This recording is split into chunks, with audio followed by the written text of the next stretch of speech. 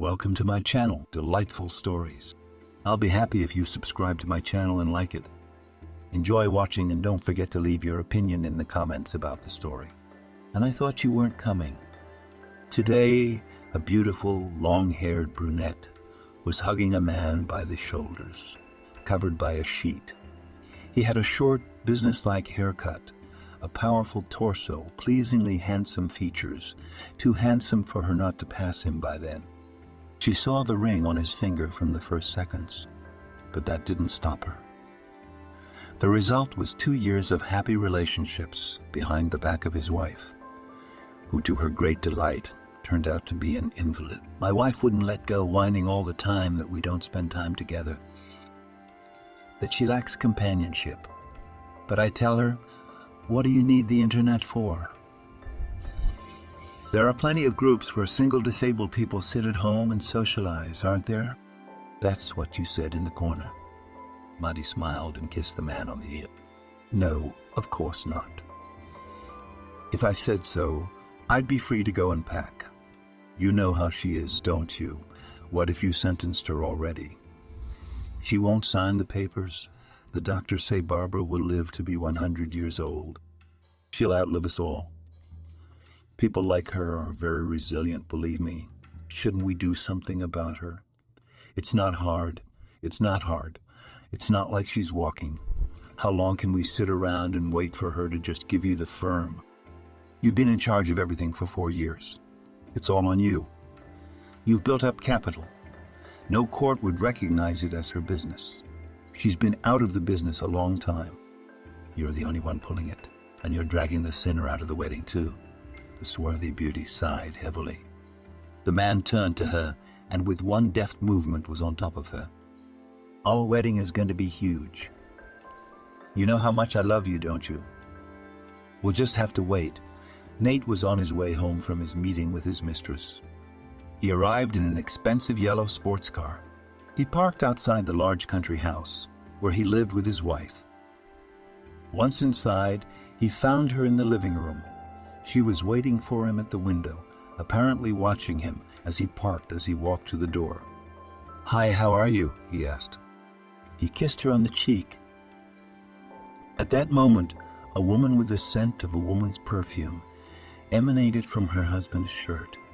Nate, too, sensed that he still smelled of Maddie and quickly pulled away. "Okay, I missed you. How are things at work?" she asked. Nate told us about the meeting in a nutshell. Barbara asked the cook to set the table. There was a maid in the house. The disabled girl could not cook and clean on her own. In addition, she needed help with ordinary household situations. She had to pick up a book from the top shelf, reach for the remote control if it fell on the floor. Her legs were almost impossible to control. After the horrible accident Barbara had suffered 4 years ago, she had never recovered. In those days, Nate prayed that his spouse would recover. He had really loved her at the beginning of their relationship. But now it was all gone, and all that was left was the lust for power and money, which in fact had always been there and was in no way inferior to his glamorous worries. At dinner, Barbara spoke again of the clinic where people like her were put back on their feet, and Nate imagined his wife beginning to walk, coming to work herself, taking care of business, and wanting the director's chair again. "Honey, we've been through this before. Remember the pain you had after the last series of procedures? And it didn't help. It helped. I can stand now, but there is no further progress, because you have forbidden me to continue, and I need to go back to continue the treatment. After all, there were results." Nate rattling the plate with his fork. "How many times? You're just past the pain of hell. How long can you torture yourself? Face it, you'll never walk again. You didn't just swindle us out of money. They're quacks. The doctors told you right away that there was no chance of recovery. Your spine is no longer in contact with your legs. You'll go back to them now, and then I'll have to listen to you scream in pain at night for months." But no. Barbara covered her face with her hands. As a child, she hated having her father yell at her when she married Nate. Her father was against him, but she insisted. Barbara's dad. Christopher thought Nate was too soft, but that was apparently only a mask. Over the years, he reminded her more and more of her father, who was always yelling at her, cursing. So the servants in the house scattered to their rooms and sat quietly. He was feared by everyone at the firm and by the partners. Christopher believed that his hot temper allowed him to weed out the weaklings in his entourage. Those who were used to lisping would not make good partners and colleagues. Therefore, in his subordination were only stress, resistant. Other people simply could not stand it and ran away after the first encounter with the director's aggression. Sorry. It came from the other end of the big table. The kitchen was half dark. Snow was falling quietly outside the window. The end of November was cold and snowy. It was almost dark. The silence was so silent that one could hear the large wall clock ticking. Barbara put her hands down and looked at her husband. She was not crying. Her father had long ago weaned her from tears because they always poured. He was gone. Sometimes I think you just don't want me to walk again. I've been in that damn wheelchair for 4 years. I'm not a baby, Nate. And I don't enjoy it at all. I'm sick of sitting at home. I want to walk, and I'd do anything for it. Barbara moved away from the table and left the kitchen, steering the stroller with the handheld remote. Nate sighed. We need to isolate her so she doesn't get in the way. How much longer can we live with her? She's changed since the accident. It had become hard to be with her. Nate, he didn't want to support her, to hear her whine forever. He wanted her gone, and Mady in her place. All his thoughts were of the beautiful woman with the long, thick black hair. At night, the thought of just taking Barbara to a house out of town wouldn't leave him. Let her go there. Let her go there. Let her go there. Let her take the things she would need, anything, even let her take her phone. It will be safe to go home in the morning or not to spend the night here at all. Nate would like to bring Mady here, but the servants in the house are sure to talk about the woods. They love to gossip. We'll have to let them go early or give them the day off. Then Mady could stay here with him all night. How sweet would it be to be here with her? The thought made Nate smile. Barbara was lying next to him. She was turned away from him. Nate knew she was awake, but he didn't want to talk to her. He only needed her signature so that he had the right to manage all the resources of the company himself. In fact, that made him the head. With that access, he could have easily reassigned everything to himself. But Barbara did not give him that right. She asked that all important matters be handled through her. The woman was a good substitute for her ironic father, a little softer and more delicate, but with the same grip. After his passing, she went into all the intricacies, began to develop a new direction. She expanded the staff, gave jobs to many people. Even after the accident, she appeared in her office for a while. She had to be transported, met with a wheelchair, and lifted in the elevator. There were a lot of difficulties in transporting her. So Nate talked her into working remotely from home. Slowly, step by step, he took over her chair himself and began signing many contract documents. But all serious transactions and legal points still required her signature. If she untied his hands, Nate could reassign several subsidiaries to himself, divorce her, and live a life of ease. He could have deposited some of the profits into his accounts, securing his own future. Barbara was rich, and even that wouldn't make her poorer. But it would help Nate get rid of her and marry the woman he loved. He just couldn't leave it at that. Barbara's father forced him to sign a prenup, and now he would get nothing in the divorce, nothing except what he could steal, take, sneak, take out, write off, resell. But that requires a power of attorney. You need Barbara to agree to give him power of attorney. In the morning, Nate put on a suit and went in to see his wife. I thought long and hard and decided that you need to be out of town for a while. Tonight I'll take you to your mansion in the country. There's fresh air there. You'll clear your head. And if you feel like going to those charlatans again. All right, I'll do as you say. But I want you to remember how bad and painful you were after those procedures. But thanks to them, you learned to stand, but you won't be able to walk. And the doctors explained to you that it was useless to do anymore. Nate realized he'd lost it again. He shook his head and put on his caring husband mask. Honey, look, you can't stand for more than a minute. Your doctor says it's progress, but there's no hope of a full recovery. That's the limit. Can't you feel your legs? The extortionists have done all they can. Give me more options. In the meantime, you stay in the village. We only see each other for half an hour a day. But even in that time, we have time to fight. We need to rest. Barbara? She folded her arms across her chest. I'm not going to the village, she said stubbornly. You go. Pack your things. I'm still your husband, but I don't think that's going to last. If you keep getting psychotic and bossy, I need space. I need to be alone, and so do you. It's just for a couple of weeks. Maybe some fresh air will work a miracle, and you'll start walking on your own. He smiled and walked out the door, telling his wife to pack her things. And he dragged his face downstairs.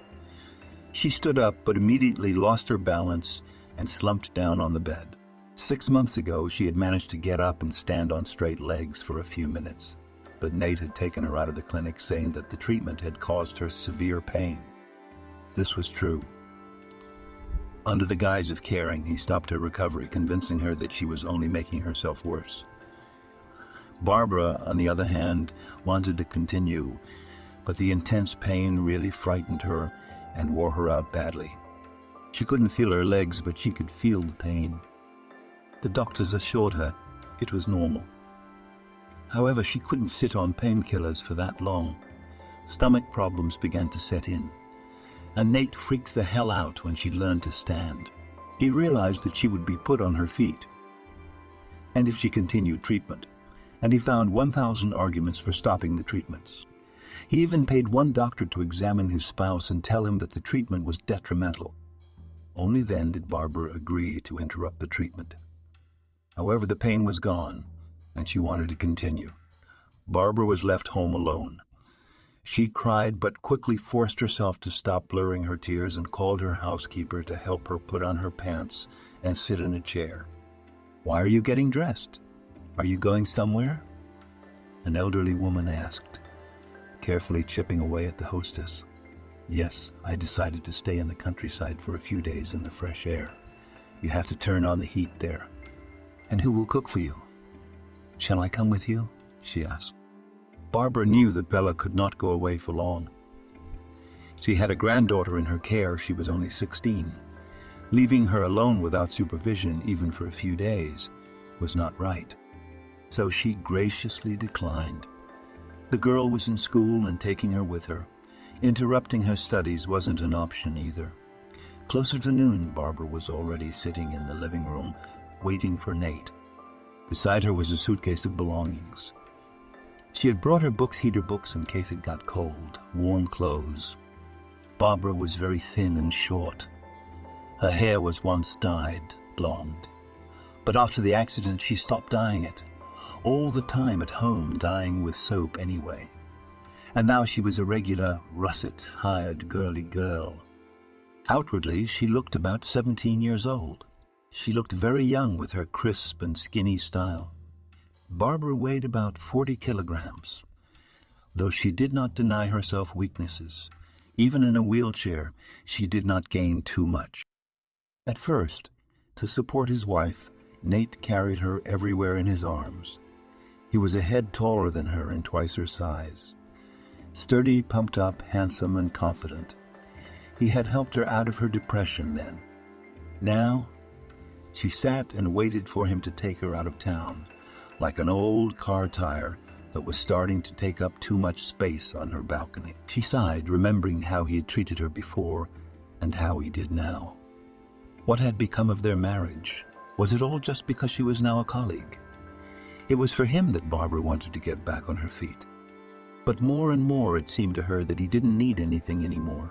Not her, not her legs, whatever condition they were in, not their marriage.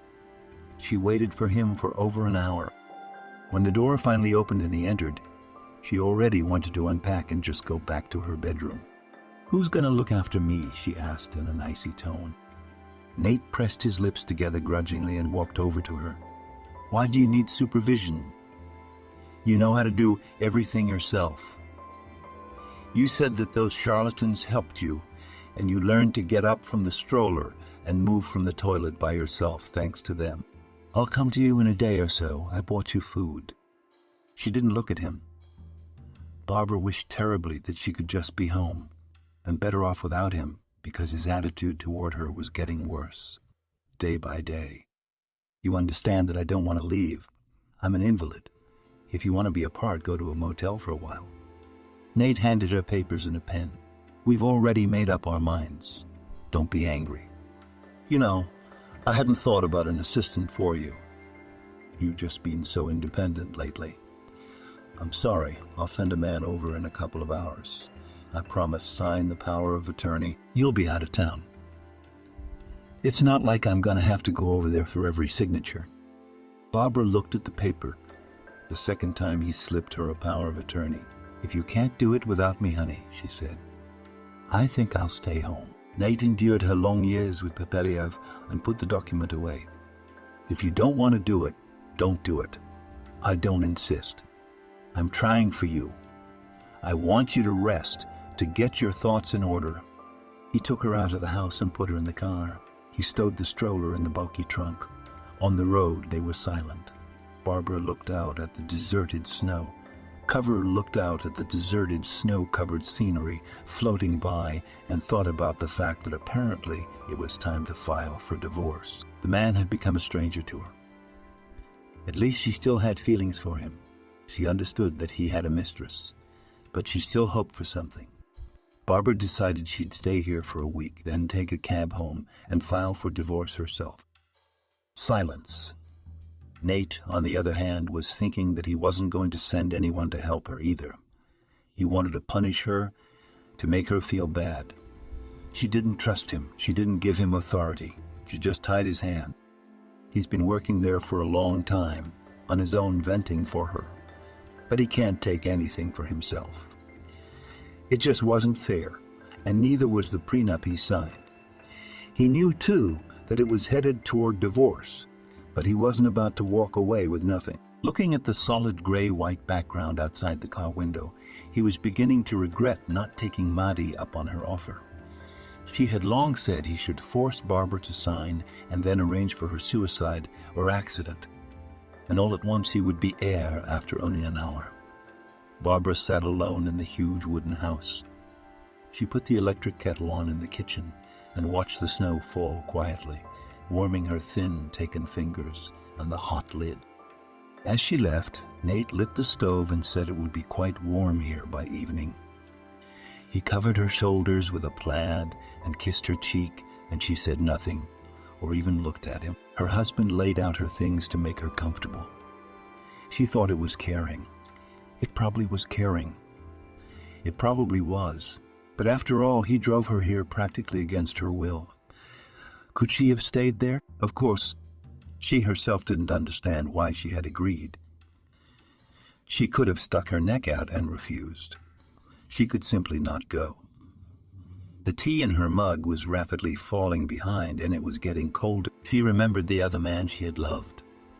Perhaps loved him more than she had loved anyone else. It was real and deep feeling. His name was Adam. He came from a very poor family. He was raised by his mother and his grandfather, her father. Her father. Adam did not know his father. His mother was half Greek, half Jewish. He was handsome as a deity. Black curls, a handsome, thin nose, expressive eyes with a slight squint, and a sensual curve to his lips. He was tall, a little thin. Any outfit suited him. And everyone who saw him fell in love with him. Adam went to the same school as Barbara. He was a silent outcast there, no one he was friends with. The girls secretly sighed for him and wrote him notes, and he was embarrassed, smiling, but he always left alone. Barbara thought he wouldn't pay attention to her, and the girls whispered that he either already had a girlfriend or was gay. One day Barbara walked into a shoe store and saw him there. Adam was an apprentice shoemaker and repairman. As it turned out later, the craftsman was his grandfather. Barbara showed him that her heel was broken, and he carefully removed her shoe and began to look at it. Told her to wait half an hour and repaired everything out of turn. His grandfather said the apprentice had surpassed the master, praised his work, and Adam knelt down in front of her, took her little foot, and put the shoe on. He did it so gently that it made Barbara's chest ache. She wanted so badly to be with him. And so did he, apparently, because Adam asked her if she was afraid to go home so late. Barbara lied, however, when she said she was afraid. Grandpa, I'm going to see Barbara off. Okay.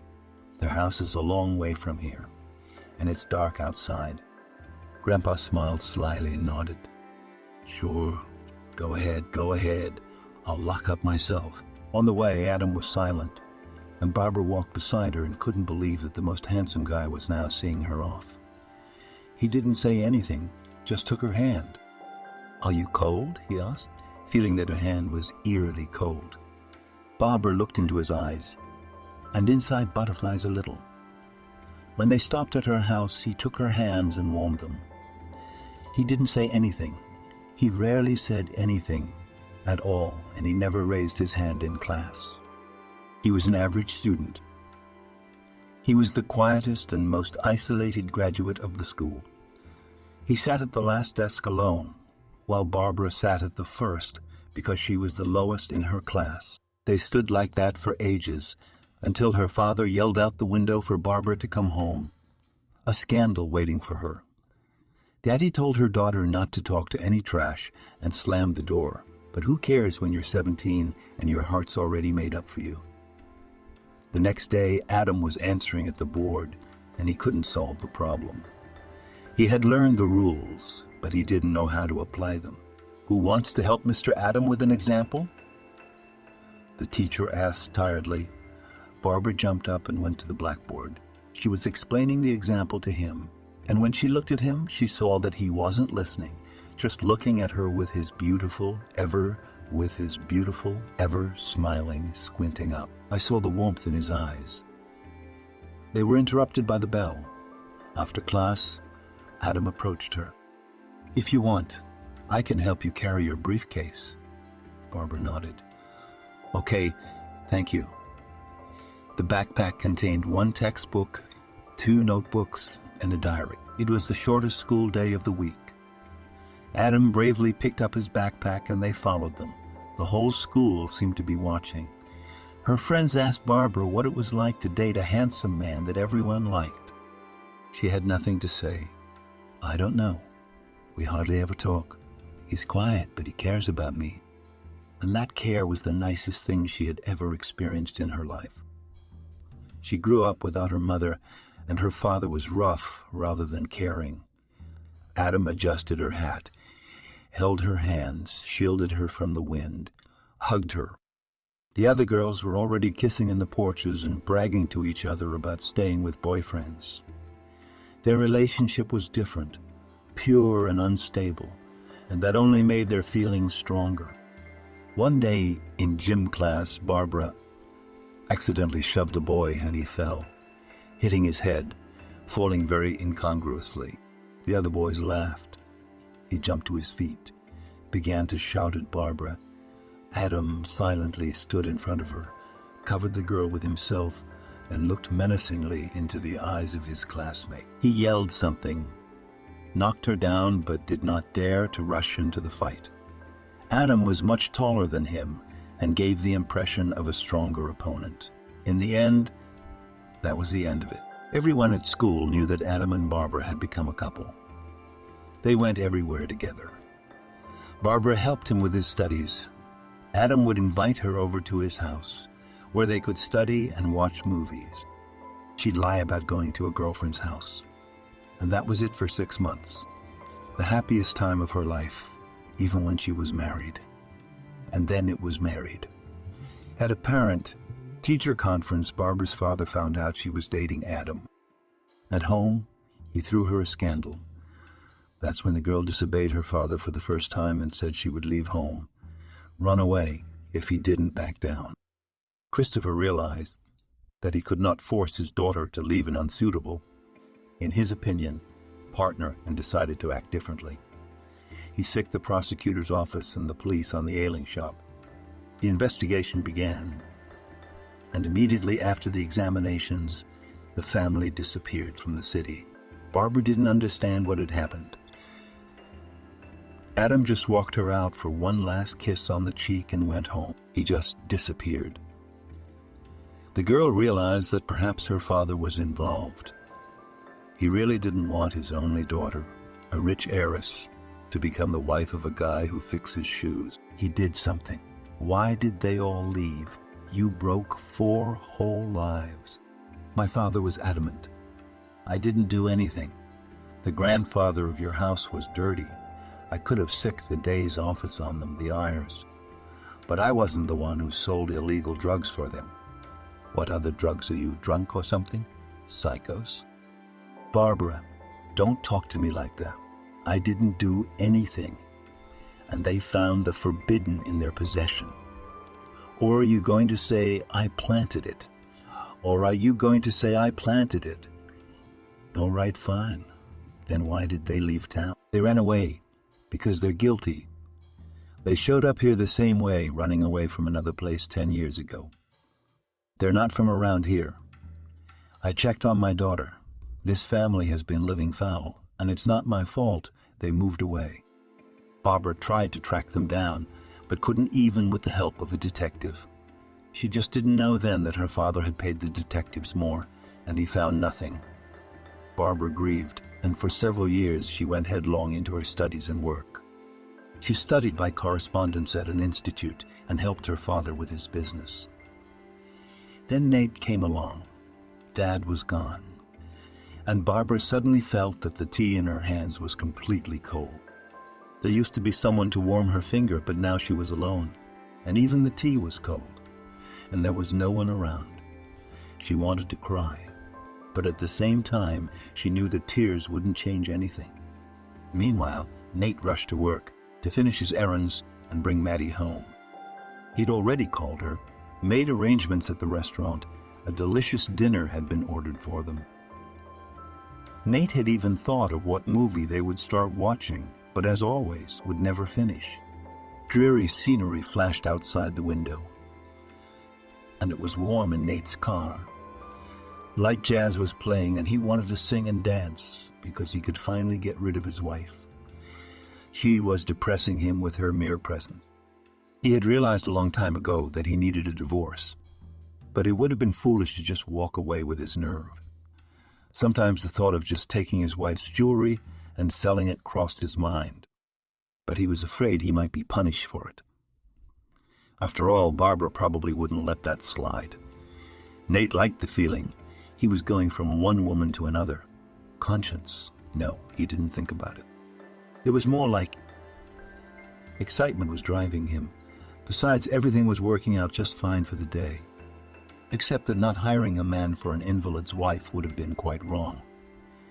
If it had been Maidie's decision, she would have taken the poor girl out into the woods a long time ago and left her there without a wheelchair and no chance of survival. But Nate couldn't do that. Even though his wife annoyed him, he had already picked up the phone and was about to dial the number of the service that provided personnel. Suddenly, he saw a homeless man sitting on the ground, stroking his dog, dirty clothes, a scarf. To die there, without help, of course, you do not deserve, but also a professional staff for you to bypass. Vagabond favorite, he said aloud and slowed down. Don't you want to work? Nate asked. The bum nodded. Then get in the back seat of the car. You don't stink, do you? He asked from his face. The bum shook his head and settled in behind him. He felt incredibly comfortable. It was warm to eat. It just felt creepy. I'll put you in a cab now. I'll give you money, and you look after my wife there. She's disabled. You'll be with her for a couple of weeks, maybe a month. Your job is to help her get around. And cook. Can you cook? Nate asked. Yes, of course, answered the man with the thick beard. Great. Live there and keep an eye on her. If you want to steal from her, just don't kill her. I want her alive. Nate put him in a cab and sent him out of town, while he got into his yellow car and drove off to meet his beloved. How had he missed her? Here was the problem solved itself. He wondered how Barbara would feel about him sending her a homeless man. What if she filed for divorce? Well, you could say the firm couldn't provide anyone right now. Damn, Nate was afraid of losing everything and didn't want to piss off his wife too much. But he didn't want to spend the 12-0 picking up either. All he could think about was Maddie. He called Barbara's wife. I found a man to follow you. He's taking part-time jobs off the street, unprofessional. If you're not satisfied with the way he works, I'll get you another one on Monday. It'll just be him for now. There are no other options. Okay, he asked, feigning concern. Good and different, she answered, and hung up. Barbara shook her lips. He'd deliberately taken someone who wouldn't care about her. Barbara shook her head. Would it have been hard to call the firm? And what kind of man was he? Why would he do this to her? She waited for him for almost an hour. The house wasn't getting any warmer. Barbara had fallen asleep a little, dropped the comforter. Now, trying to reach it, she fell down with the stroller. At that moment, the doorbell rang. It was open to come in, shouted Barbara, glad she didn't have to stay here all day. She saw the door open and a man enter the house. His big boots stopped beside her. His eyes drilled into hers. He just remained silent. For a second, she was scared that this man had come to kill her or something. Barbara heard a whisper from above. There was no way she could make out his face. Strong arms lifted her up and sat her back in the baby carriage.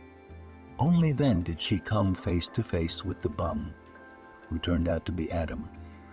He had wrinkles, a mustache, and a beard that made him almost unrecognizable. But it was a voice she would never forget, and for 1,000 years he looked at her, and tears flowed from his eyes.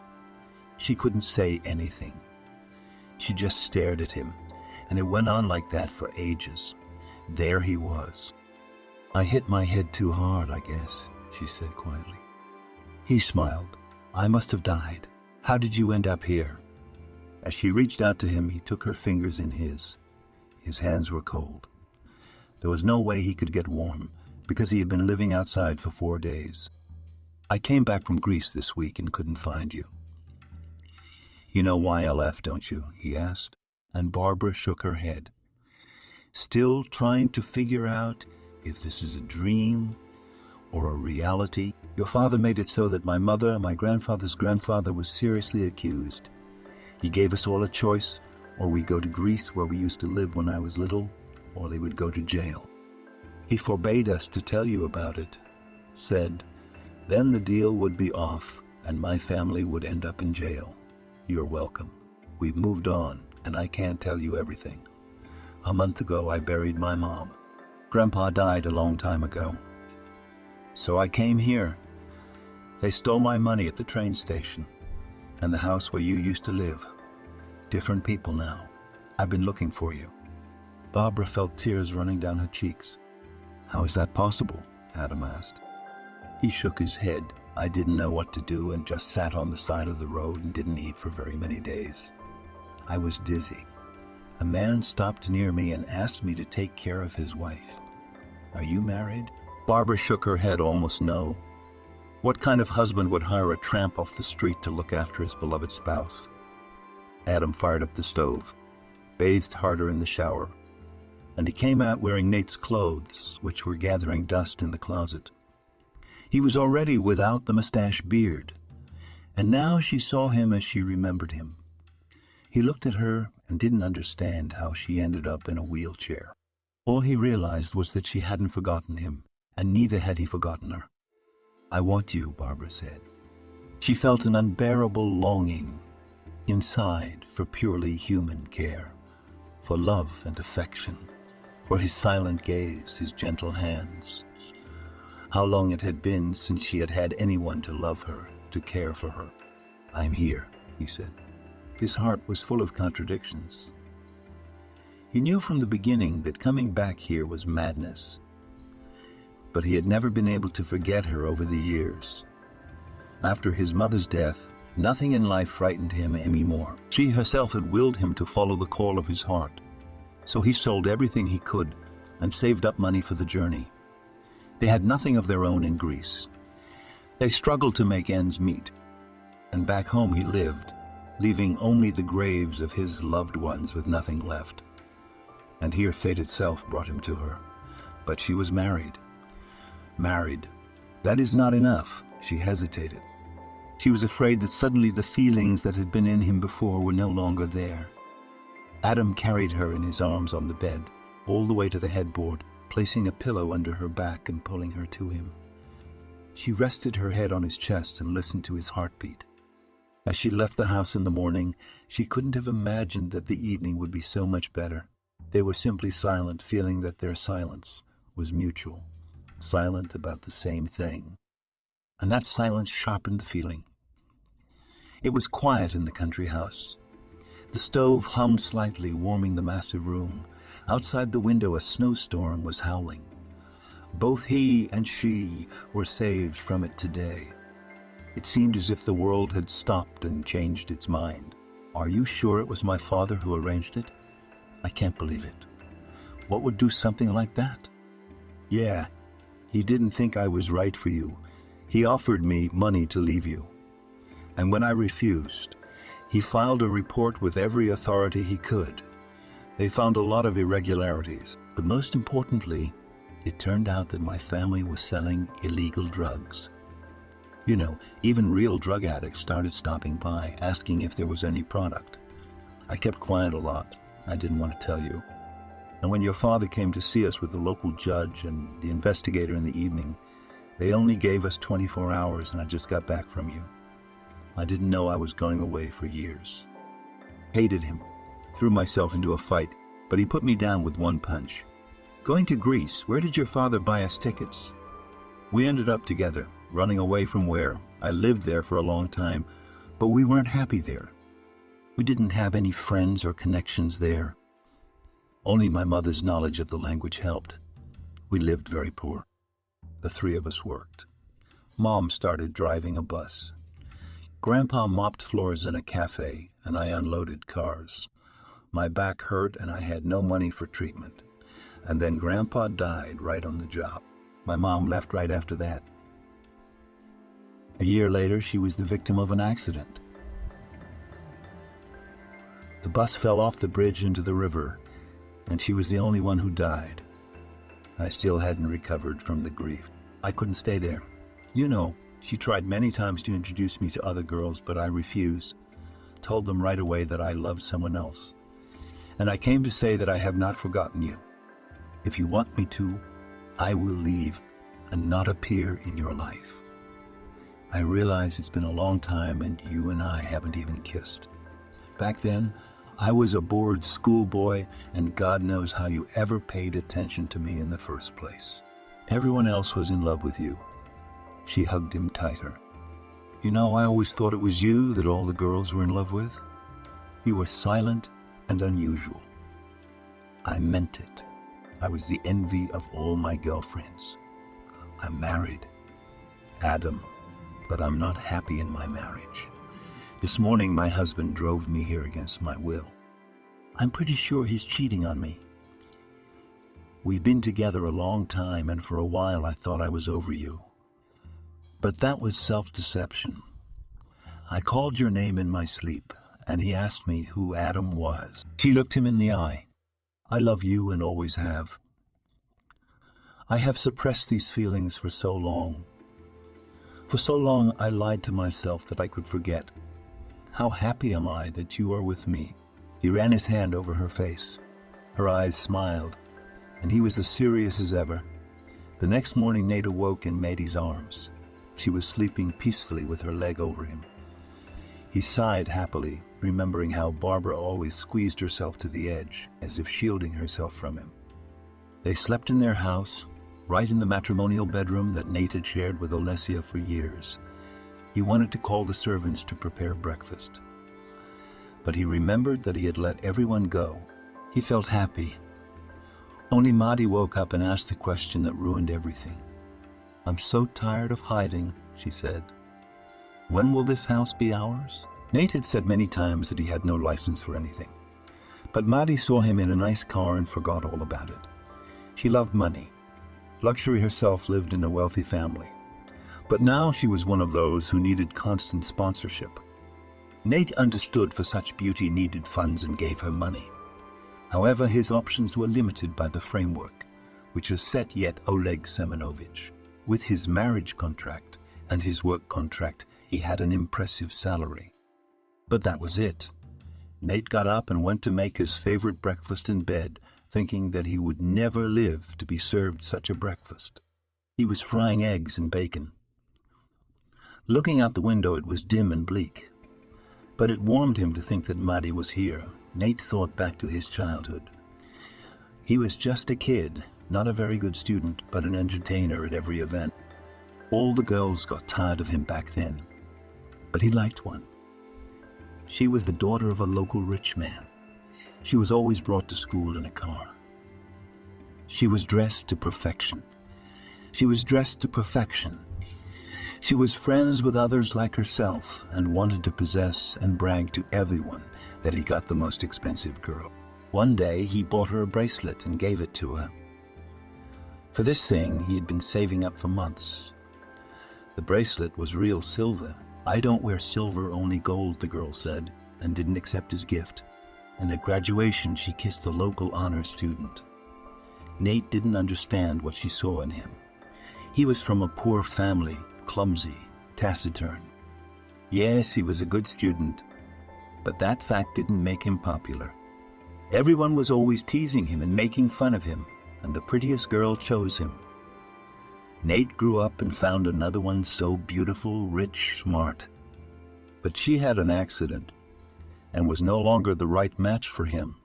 He could no longer brag about her. Besides, Barbara didn't like the glitz of luxury. She was simple and kind, and those were not qualities that appealed to Nate. Cooking. Maddie showed up behind me.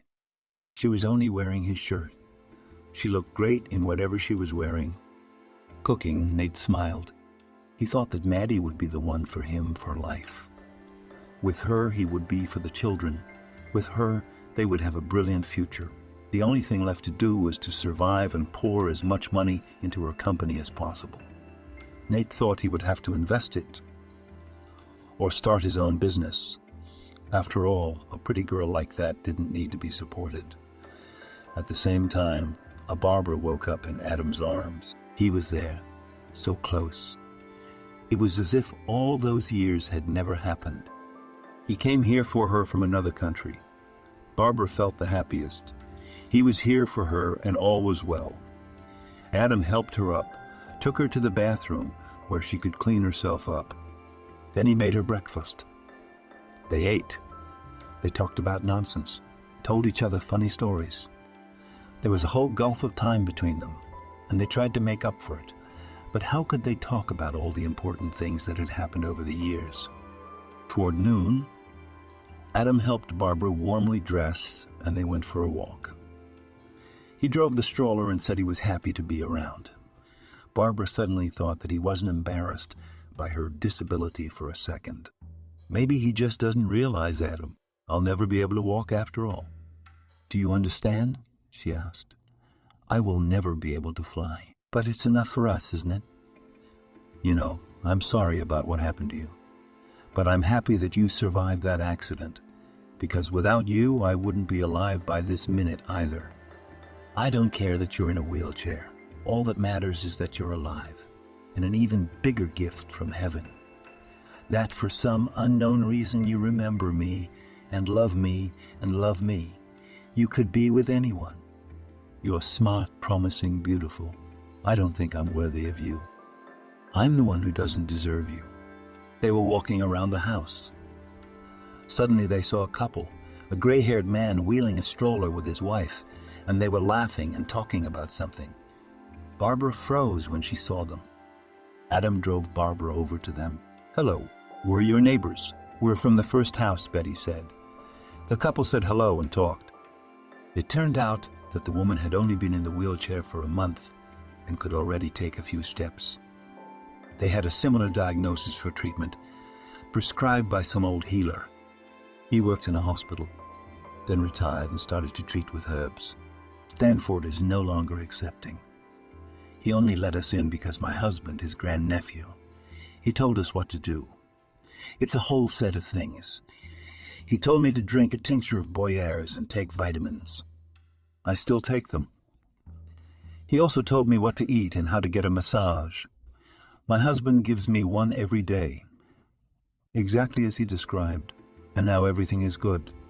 I can feel my legs and I'm starting to walk. And Barbara had the story in her heart. She found information about Lekasarts and decided that she would definitely go and see him. "I'll persuade him," she said confidently. The very next day, Barbara and Adam were standing at the doorstep of the healer's house. He lived in the next village. They got there by cab. Stanford is no longer accepting. You have to understand, he's 98. He can barely stand on his own feet, his granddaughter told them. A gray-haired, wrinkled woman. Just then, a small, wrinkled old man appeared behind her. "Let the cousins come through too. I'll take a look. It's like I have other more important things to do today." After forcing his granddaughter to let his guests in, Adam carefully carried Barbara in his arms into the house. The doctor took a long time to read the report of the doctors she had taken with her. "But why did you abandon the treatment? It helped you, didn't it?" she said grudgingly. Barbara put her head down. "It was causing me a lot of pain, and my husband forbade me." Adam lowered his eyes. "Are you a fool?" the doctor asked him. "Oh, no. That's not my husband. That husband and I are already divorced. Sometimes I think he just didn't want me to get back on my feet." The doctor stared at the woman. "It seems that way. You've been told pain is part of the recovery process, always happens through pain. I will also give you a treatment that causes pain. If you can't tolerate it, take a painkiller." She nodded. Adam sat next to her and held her hand. The doctor came over to her and showed her how to massage. He twisted her legs in all sorts of ways. Barbara was really in pain, but she tried to be patient. Adam followed the doctor's every move. He prescribed him a comprehensive treatment, but said that massage would be the main one. When they got home, the first thing Adam did was lay her down and try to do everything the way he remembered. It was important to him to repeat it, every move. Then he made her a salad from the doctor's recipe. The two of them sat together and talked as if they had known each other all their lives, as if there hadn't been this chasm of years. A week went by. Nate never called Barbara once. He sent all the servants away and lived in the house with Madai, and she pressured him. She wanted a wedding and a honeymoon by the sea. Nate understood her, and he too no longer wanted to hide, but to walk proudly by her hand. It was important to him to make her his own. He was terribly in love. Adam and Barbara, meanwhile, followed all the doctor's instructions. There was no progress, only more renewed. But when Adam was around, they didn't seem to be such a problem. Barbara was taking vitamins and Adam was feeding her good food. The doctor told her to put on some weight because the girl looked haggard. They laughed a lot, talked, reminisced. Adam was very quiet at school, but he talked more with her. It had been that way before. And now he told her how he had lost his mother to diabetes and how long she had tried to heal, but the disease had taken her. Barbara, on the other hand, told him how her father had died. "You know, I thought I'd never forgive him for what he did. But I came here and I saw you, and I understand. I have a lot to thank him for." After 2 more weeks, Barbara realized it was time to go home. Adam kept saying he had to get a job. He wasn't going to take advantage of Barbara's situation. It was important for him to find a job himself and to be useful, not just as her masseur. She, on the other hand, wanted to come home sooner and file for divorce. They were packing when the door opened and in came. "Hi, honey. I came to get my signature. You haven't called for 3 weeks, and I have to work." "It's your company, isn't it?" he said, holding out the document. Barbara folded her arms across her chest. "You don't even ask me how I am here. You don't ask about me either. You know, I think we need to work things out with you. But I need your signature first. I've been patient all these years, running to you with every piece of paper. But we can't go on like this. Let's face it. I'm the one running the company, and I need my freedom. Either that or I quit," he said, and put the paper in front of her. Adam was about to walk over to protect her. Nate looked at the bum he had hired to help her. "You look better without the beard. Well done for looking out for my wife," he said. Adam didn't answer anything. "I'm not going to sign. I'm going back home and we'll talk there. Now go away. I'll get there myself," she said. Nate was not happy with this state of affairs. "I'm not leaving until you sign, even if I have to force you to. You don't seem to understand the humiliation I'm in. I'm like a slave working for the company, doing everything there, but I have no right to sign documents. My subordinates are already laughing at me. It's not your company. And you get paid more for your work than anyone else in town. What are you complaining about? And I can't sign this document. Go away. We'll talk at home," she said. Nate walked up to her and leaned over, drilling her with his gaze. And Adam approached too, rolling the stroller a little farther away and standing between them, silently, as he always did. "Where do you think you're going?" Nate hissed. He turned and left, saying he wouldn't give him another penny for his trouble. Adam only shrugged his shoulders. Nate wasn't himself. Maddie had sent him here to make up his mind. But Barbara was even more distant and wasn't going to sign anything. What to do? He didn't go to work. He went straight to Maddie's house. Nate thought he had to put some pressure on Barbara. And Maddie had long suggested he move on to more concrete action. Of course, Nate wasn't going to kill her, but he was going to intimidate her. Think of something. Why not? He needed a good plan to get Barbara to sign the papers. He climbed the steps and walked through the open door. Maddie often forgot to close it, or left it open when she was preparing a surprise for him in the bedroom. It was something he missed with Barbara. She liked to talk, and he wanted more down-to-earth pleasures. Nate came in and heard Maddie's voice. He came into the house, looked into her bedroom, and saw another man naked in his arm. She saw him too. "Nate, it's not what you think. It's just that Maddie started looking for her clothes." The man who was with her began to dress too. Nate remembered him. It was Maddie's neighbor. And how long ago I asked Maddie something counted, making excuses, saying that he himself went home to his wife every single day and slept in the same bed with her. Nate walked out on her, slamming the door. He got in his car and drove away, throwing away his expensive phone. That night he got drunk. Morning came early for him. His head was buzzing. I wanted water. Nate made coffee, took a shower, and got dressed. He realized he would not forgive Maddie. His love for her seemed to have evaporated along with the alcohol fumes. He was angry with her. He hated her. It hurt him. Besides, even yesterday, a suspicion had crept into his head that there was something between the bum and Barbara. Yesterday, it hadn't mattered to him. But today, a doubt crept into his mind that if he was being outsmarted there too, Nate turned on the computer and decided to look at the cameras that were in the country house. In them, he saw Adam carrying Barbara in his arms to the bed, replacing her legs, nursing her back to health. There was clearly a subtext, but nothing of the kind was in the picture. Nate knew it wasn't right. And if Barbara had fallen in love with this tramp, he would soon be pointed at the door. He entered the access code into the corporate program and decided that he had to withdraw the money immediately at any cost. The first funds went into his account. The accountant called and asked what the transfer was. "That's the way it has to be. I'll come and explain everything," Nate said. The amount was symbolic, less than his salary. But the next bill was impressive. More than 1 million is nothing to the company, but enough for him to go to the sea and find someone better. Hypocritical volatile. And the handicapped wife. Nate was in a hurry mixing up the keys. The program froze. At that moment he heard a door slam behind him. It could only have been Mady or one of the employees. Nate turned around and froze in place. In the doorway stood Barbara on her feet. Next to her was the same bum. Do you walk? Barbara looked at the computer.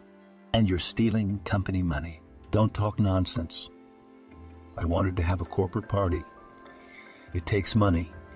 Nate tried to justify himself. Barbara went to the computer and saw the amount of the transfer, which was rejected by the security system. You wanted to get a band together in the Maldives? What do you need that kind of money for? With the rest, I wanted to buy you and me a trip to the sea to be there. I mean, we're not in a good relationship. Can you see that? Nate, I've known for a long time that you have another one. You don't know how to lie, do you? I'm not going to report you for stealing. Pack your things and go. Anything I find here that's yours, I'll burn or throw away. You've got 100 hours. Barbara turned around and walked away. Adam backed her up. You're the one who would trade me for a bum, Nate grinned, and Barbara turned around. Yes, I will. She walked out, and Nate slapped his hands on the table. It was over. He packed his things, got into his car, and drove to a hotel. With the last money, he bought a ticket to the sea and decided to be what would happen. But already on the plane, his luck smiled on him. He found himself next to a wealthy divorced businesswoman who was on her way to a warm country for a vacation. The woman was 15 years older than him, but Nate cared little. He turned on all his charms. And in the evening they were walking along the beach holding hands. He began to let go of his anxiety. He realized there were other ways to live. Without Barbara, without Mady, he could just seize the moment and enjoy it. Yes, he dreamed of coming here with young and beautiful Mady. But what's wrong with having a handsome, well-groomed 40-year-old Mady here who didn't want him? And Nate was relieved when he got his divorce papers. He signed them and mailed them. Barbara and Nate began to live together. He got her back on her feet, but it took her 6 months to walk properly on her own 2 feet. The pains began to subside and she was on the mend. Barbara received treatment at the clinic where she was helped for the first time with a wheelchair. Crutches were no longer needed. Even the cane went to the attic. Adam was always there for her.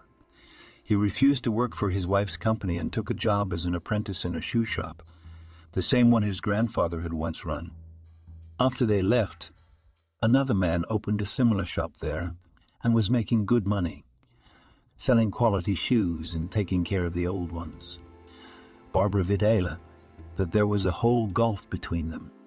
He walked to work and fixed shoes, and she drove to work in a nice car. He didn't take a penny from her and managed to buy things for her with his own money. After a year together, Adam saved up for a ring and proposed to her about the forest, risking a scandal, bought this shoe store and gave it to him as a gift. He accepted the gift and became the owner of the establishment. They decided to have a modest wedding. They didn't have many people close to them, and they didn't want to invite just anyone. It should only be their day. So they decided. The weather was beautiful. It was warm, quiet, no windy Saturday. People weren't rushing anywhere, and there was no traffic congestion. Barbara bought herself a simple white dress. Adam wore a nice suit. They signed just the two of them and drove home. However, as soon as they crossed the threshold, Olesa felt dizzy. Everything was blurred before her eyes. Adam said something beside her, but she could not hear. Anna fell to the floor and hit her head. Barbara, wake up. What are you doing? What's the matter with you? He picked her up in his arms and carried her to the bed. Adam freaked out, thinking it might be her legs or, God forbid, a more serious illness. People don't just faint. He called the doctors. They examined her and took her to the hospital. Adam was nervous, pacing back and forth. He remembered how hard it had been to be in the hospital with his mom, how the doctors came out of the room and shook their heads, saying she was in a coma that she probably wouldn't come out of. He was so worried that his hands were sweating and an uncomfortable chill was building up inside. Barbara had been examined for over an hour when the female doctor came out of the room. She smiled. "It's okay, don't worry. That's just how pregnant she is. That's how pregnant women are. She's very thin. She probably hasn't eaten since this morning. That's why her sugar dropped. She'll be fine. You can take your bride now." Adam was in a suit, and Barbara came out of his office wearing a wedding dress. "Are you going to be a daddy? She wouldn't be all that," she said. He took her in his arms and smiled happily. They walked down the hospital corridor, eliciting admiring, surprised, and envious looks from its inhabitants. When the hospital was behind them, Adam and Barbara walked slowly down the street toward home. "I wanted to take a walk." They went into a cafe. Adam ordered tea and a meat pie for his beloved to give her strength. They talked about what to name the baby. Barbara thought it would be a girl. Adam thought of a son, but they didn't really care as long as the baby was healthy. They still couldn't enjoy each other. Every time they left for work, Barbara was bored, and the ladies were counting the hours until they got home. They had a son and named him Mikhail. And a year after the happy event, Barbara gave birth to a baby girl. Kira became Daddy's favorite. He never let the baby out of his hands and couldn't get excited about the baby. Nate sometimes wrote about Lisa, asking how she was doing. He decided that friendships always come in handy, and he managed to establish relations. In fact, it wasn't hard, and they did not meet in person at all. Nate stayed in Sochi with the woman he met then on the plane. She fell in love with the promising young man and made him her business partner. She had 3 children, but they were all adults 13, 17, 20 years old. Nate dreamed of having a child of his own, and he succeeded. Within a month of their marriage, Nate had a young mistress who soon gave birth to his daughter. Nate, as usual, was living a double life, and he was fine with it.